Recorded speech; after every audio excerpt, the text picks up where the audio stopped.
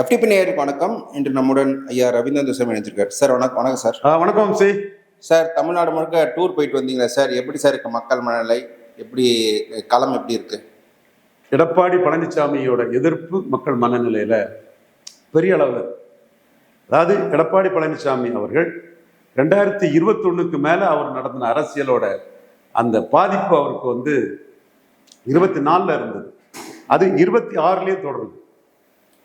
இப்போ எடப்பாடி பழனிசாமி 24 தனியா நின்னார். தேமுதிக கூட்டணி முபாரக். அப்ப என்டிஏ 18 விழுக்காடு வாக்கு எடுத்துக்கிட்டு அவங்களும் தனியா நின்னாங்க. ரெண்டு பேரும் ஒன்னா சேர்ந்தாலும் அந்த கெமிஸ்ட்ரி வரவே இல்லை.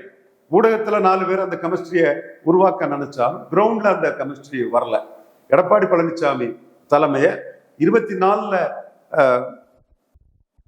மோடி பிரதமர்னு அண்ணாமலை உழைப்புல எடுத்த அந்த 18 விழுக்காடு வாக்கணும் அண்ணாமலையே மாஞ்சி பிரச்சாரம் பண்ணாலும் ஏத்துக்கிட்ட தயார் இல்லை. அண்ணாமலையே இவர் ஒப்புக்கு சப்பானியா இவரு வேஷம் போடுறாரு, ஒரு கட்சி இதுக்காக ஏதோ பேரளவுல பண்றாரு, வேற வழி இல்லாம பண்றான்னு தான் அந்த ஓட்டர்ஸ் நினைக்கிறாங்க.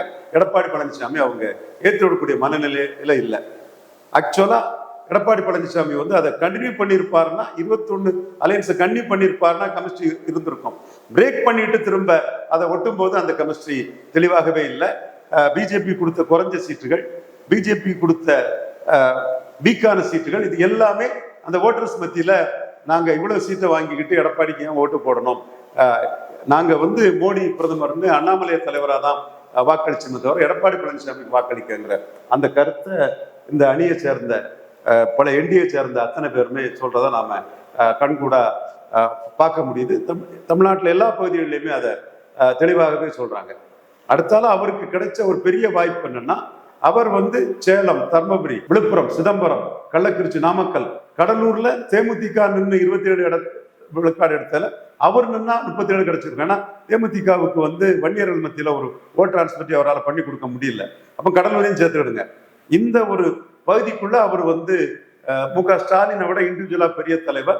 அந்த கட்டத்துக்குள்ள இவருக்கு இந்த பகுதியில சீட் கன்வெர்டபிலிட்டி முக்கியங்கிறதுக்காக தான் அன்புமணிக்கு பெரிய முக்கியத்துவம் கொடுத்து 18+1 எடுத்தாரு. இப்ப அந்த அணிக்குள்ள இப்ப அவருக்கு என்ன பிரச்சனை வந்திருக்குதுன்னா, வேல்முருகன் இருக்கிறது பல இடங்கள்ல பிரச்சனை வருது. இப்ப நீங்க நெய்வேலியெல்லாம் வேல்முருகன் இருக்கிறது திமுக அணியோட வெற்றி வாய்ப்பை தான் மேலும் அதிகரிக்க செய்திருக்குங்கிற கருத்தை மக்கள் மத்தியில நம்ம கேட்க முடியுது. நெய்வேலிக்குள்ள போகும்போது வேல்முருகன் களத்துக்குள்ள இருக்கிறது டிஎம்கேக்கு தான் லாபம்ங்கிற அளவுக்கு தான் அதை பேசுறாங்க.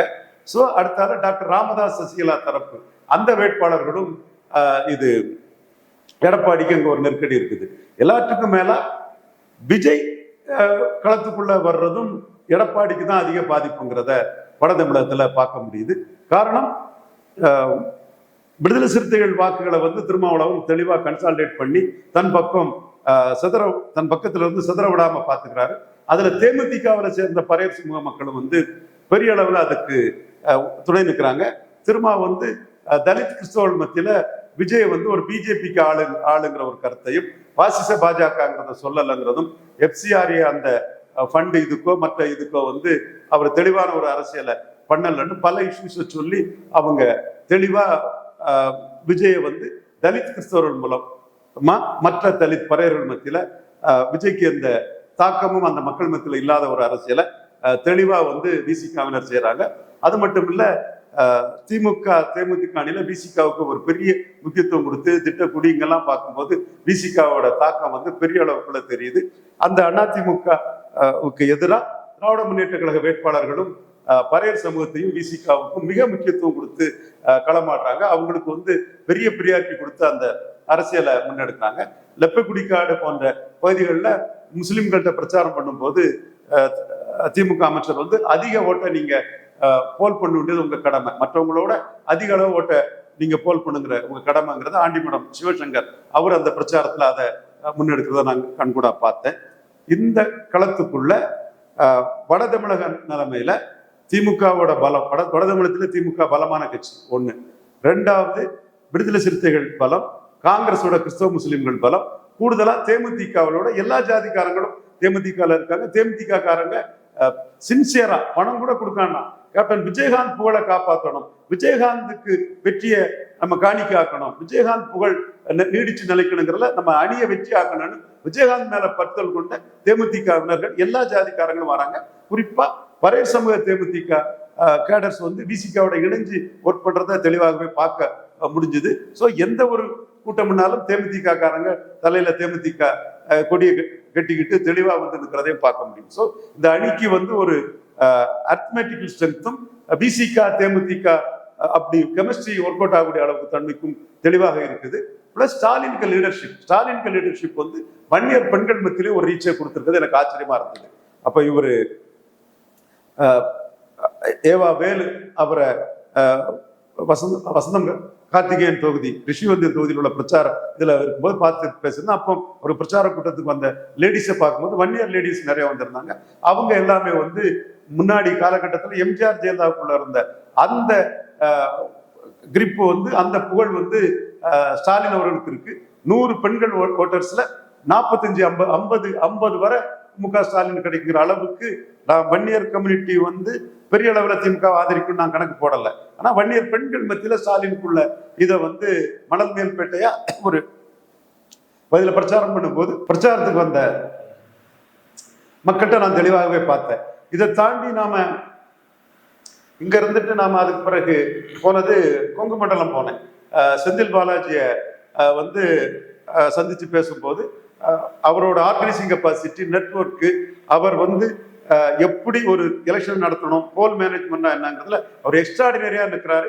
ஏற்கனவே நான் பலமுறை சொல்லியிருக்கிறேன், தமிழ்நாட்டில் number 1 organiser Senthil Balaji, number 2 Velumani, number 3 எடப்பாடின்னு சொல்லியிருக்கிறேன். பட் 2024 எடப்பாடி 50,000 வாக்கு வித்தியாசத்துல எடப்பாடியில ஜெயித்தாருன்னு சொல்லும்போது அதுல கூட செந்தில் பாலாஜி சொன்னார், உங்க நண்பர் எடப்பாடி பழனிசாமினாரு. அது ஒரு இதா சொன்னாரு. இப்போ வேலுமணி வந்து மக்களவை தேர்தலில் போலன் ஸ்டேஷன்ல ஒரு கிரிப்பை இழந்திருக்கிறாரு. ஆனா செந்தில் பாலாஜிக்கு வந்து அவருக்கு ஆர்கனைசிங் கெப்பாசிட்டியை தாண்டி ஸ்டாலின் ஒரு பிரின்சிபல் பொலிட்டிஷனா ஸ்டாலினுக்குள்ள ஒரு இமேஜ் பிளஸ் கூட்டணி பலம், குறிப்பா இங்கேயும் தேமுதிக வந்தது அதிமுக அணிக்கு ஒரு பெரிய பின்னடைவாட்டம், திமுக அணிக்கு ஒரு பலமாட்டம் இருக்கிறத நாம கண்கூட பார்க்க முடிஞ்சது. இந்த பகுதியும் வந்து 2021 கடைசி நேரத்துல ஆராசா பிரச்சனையாலும் கலப்புத்து நபர் பிரச்சனையாலும் ஒரு பின்னடைவை திமுக அணி சந்திச்ச ஒரு சூழ்நிலையில இந்த முறை அதிமுகவில் ஓபிஎஸ் நீக்கமும் அதிமுக அணியில இருந்த திமுக அணிக்கு வந்ததும் இவரு அண்ணாமலை நீக்கமும் வந்து திமுக அணிக்கு சாதகமான ஒரு சூழ்நிலைய இந்த பகுதியிலையும் உருவாக்கி இருக்கிறது.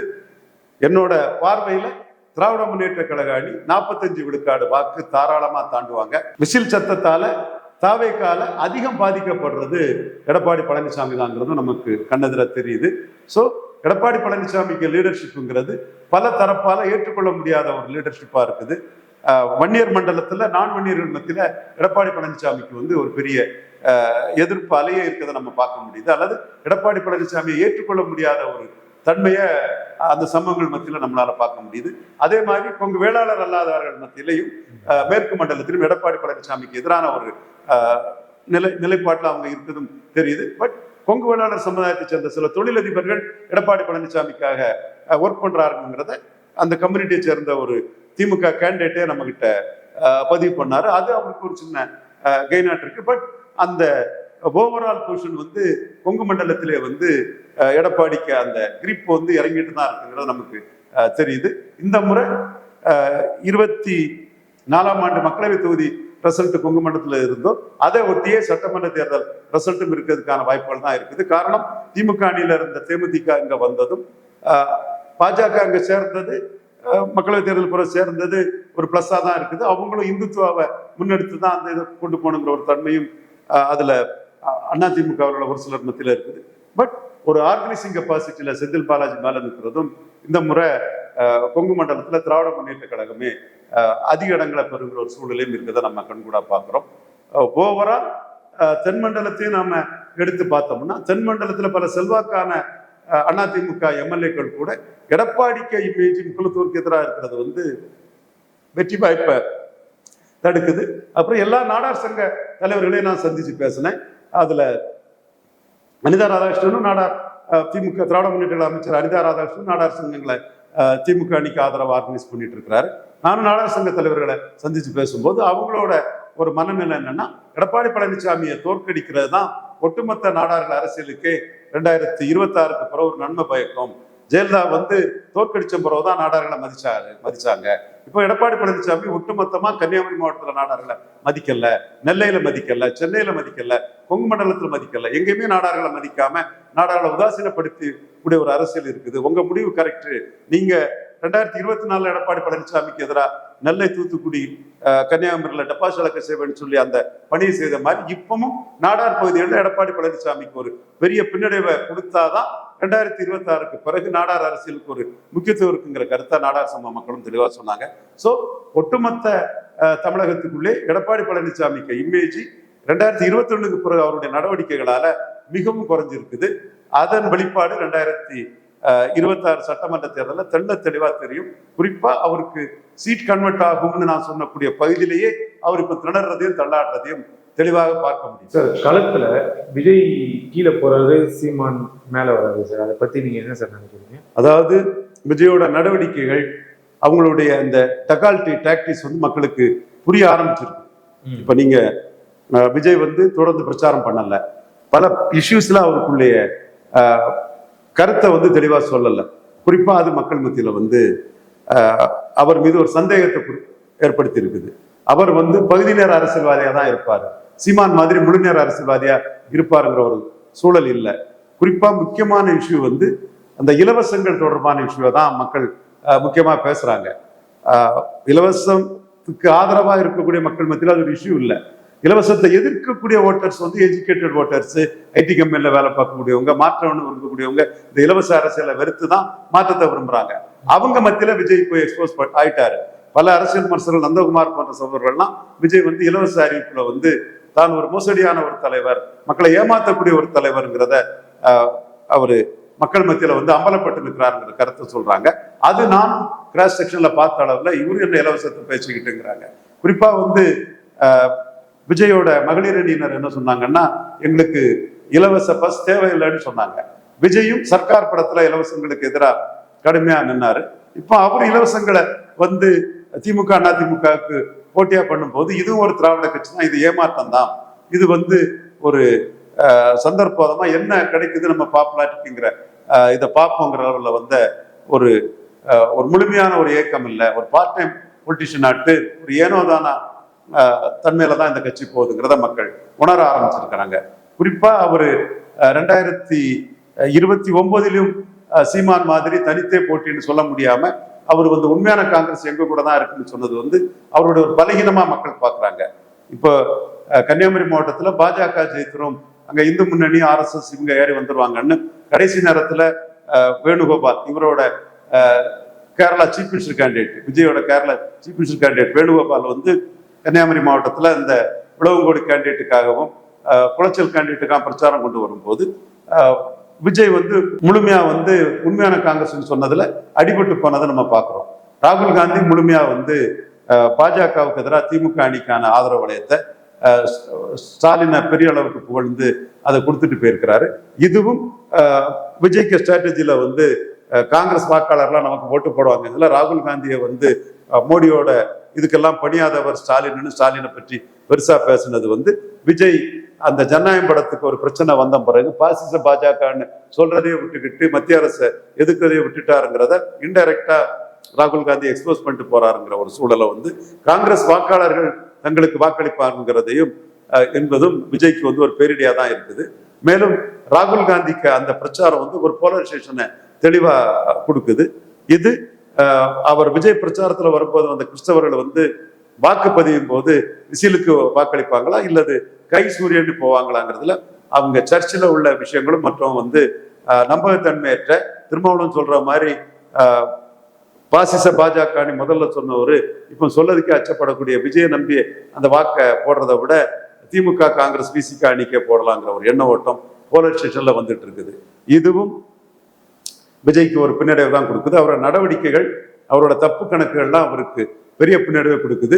அவரோட கார்டுகோர் ரசிகர்களை தவிர மற்றவங்க மாற்றம்ங்கிற இதுல வந்து இலவசத்தை ஆதரிக்கிறாரு, பிராண்டி விஸ்கி ஆதரிக்கிறாரு, தென் கூட்டணி அரசியல்ல காங்கிரஸ் கூட கூட்டணிக்காக விரும்புறாரு. இவர் வந்து ஒரு மற்ற கட்சிகள் மாறிப்பட்ட ஒரு கட்சி தானே தவிர இவர்கிட்ட எந்த மாற்றமும் இல்லைங்கிற ஒரு சூழல் வந்து கண்ணு கிடையாது தெரியுது. மேலும் முதல்வர் ஸ்டாலினோட இமேஜ் ஏறி போறது வந்து எல்லாருக்குமே பெரிய அடியாக தான் இருக்குது. ஸ்டாலினுக்கு எதிர்ப்பே இல்லைங்கிற ஒரு சூழ்நிலை இருக்குது. கலைஞருக்குள்ள எதிர்ப்பு இல்லை. பெண்கள் மத்தியில் ஸ்டாலினுக்குள்ள ஆதரவலை ரொம்ப பெருசா இருக்குது. திமுகவோட போல் மேனேஜ்மெண்ட்டும் போலரைசேஷன் டாக்டிக்ஸும் பெரிய அளவுக்கு திமுகவுக்கு கை கொடுக்குது. திமுக பொறுத்தவரை கிறிஸ்டியன், முஸ்லிம்ஸ், பறையர்கள், பிற மொழியாளர்கள் இவங்கெல்லாம் பல ரூட்ல, தேமுதிக ரூட்ல, விசிக ரூட்ல, காங்கிரஸ் விசிக ரூட்ல திமுகவுக்கு கன்சால்டேட் ஆயிட்டு இருக்காங்க. இந்த சூழ்நிலையில அரசியல் களம் ஸ்டாலின் வர்சஸ் அதர்ஸ்ங்கிற ஒரு களம் தான் அன்னைக்கு இருக்குது. ஸ்டாலினுக்கு அடுத்தபடியா எடப்பாடி பழனிசாமி இருக்கிறாரு.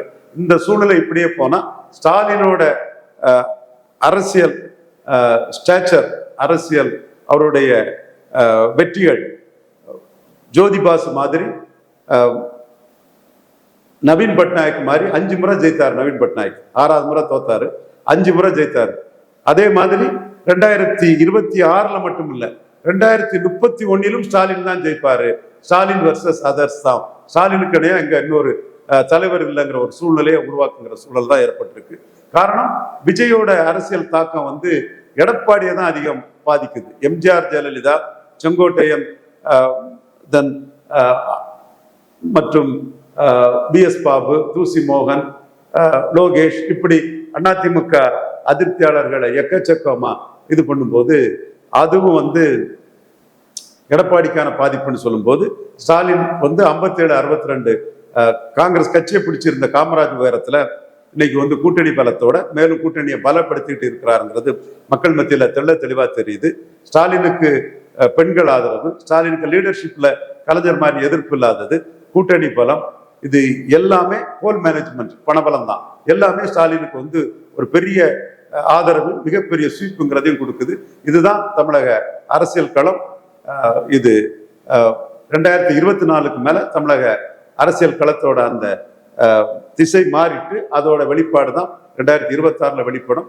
ஸ்டாலின் மிகப்பெரிய ஸ்வீப் ஸ்டாலினுக்கு கிடைக்கும். இதுதான் மே 4ஆம் தேதி ரிசல்ட்டா இருக்கும்னு நான் உறுதியா நம்புறேன். சிறப்பான பதிவு. நன்றி சார். நன்றி, வணக்கம் தம்பி.